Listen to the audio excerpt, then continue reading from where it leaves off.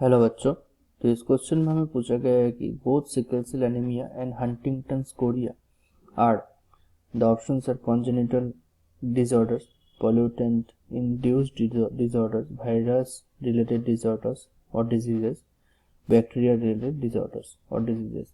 तो यहाँ पे जो वायरल और बैक्टीरियल डिजीजेस है ये basically viral and bacterial infection की वजह से होती है, बैक्टीरियल इन्फेक्शन की वजह से होती है।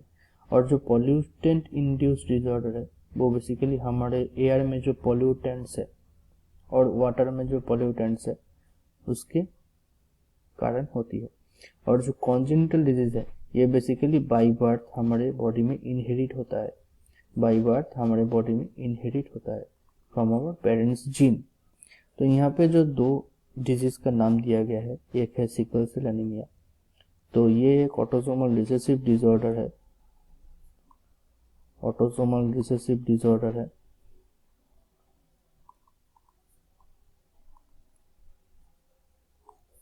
जहाँ पे बोला गया है कि जो पेरेंट है उनमें से ऑटोसोम के थ्रू चाइल्ड के बॉडी में ये जीन इनहेरिट होता है।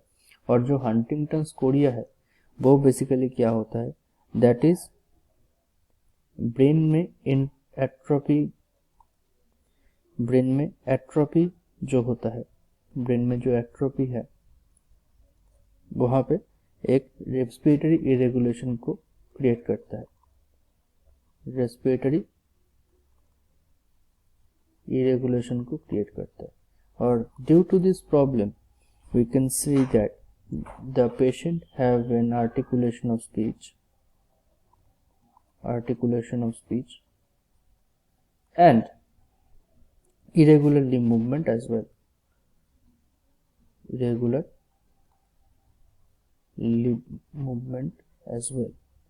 तो यहाँ पे हम कह सकते हैं कि दोनों ही जो यहाँ पे डिजीज दिया गया है दोनों ही बाई बर्थ हमारे बॉडी में इनहेरिट होता है। तो हम कह सकते हैं दोनों ही disease type of congenital disorders है, जो कि यहाँ पे ऑप्शन ए में दिया गया है। So the correct answer of this question is option A, जो कि कॉन्जेनिटल डिजीज है और डिसऑर्डर है। So I hope this clears your doubts. Thank you.